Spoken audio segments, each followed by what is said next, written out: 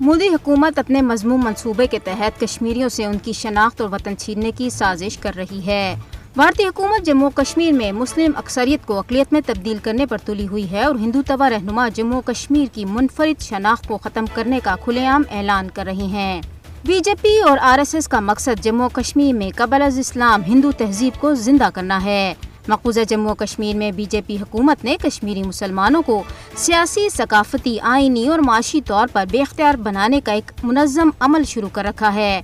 BJP और RSS Bharat में जम्मू कश्मीर के मुकम्मल इंज़माम की अपनी देरीना ख्वाहिश को पूरा करना चाहते हैं।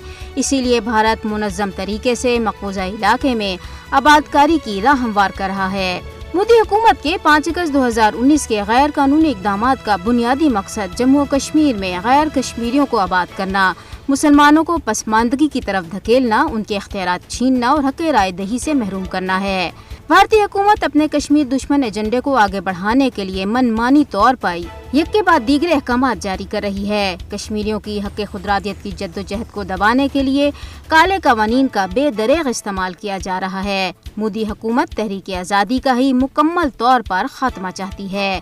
हर कश्मीरी मुसलमान को उनकी अपनी सरजमीन पर बेघर करना RSS और बीजेपी का देरीना ख्वाब है। मोदी हुकूमत कश्मीरियों को अपने ही वतन में बेरोजगार और बेज़मीन करना चाहती है, लेकिन कश्मीरी किसी भी सूरत इनको अपनी शनाख्त छीनने की इजाज़त नहीं देंगे।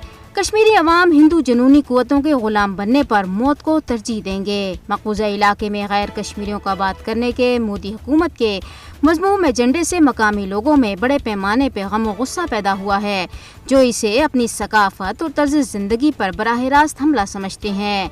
कश्मीरियों की आज़ादी की आवाज़ को खामोश कराने के लिए मोदी हुकूमत के शैतानी हथकंडे कश्मीरियों को अपनी मुनसिफाना जद्दोजहद से बाज नहीं रख सकते।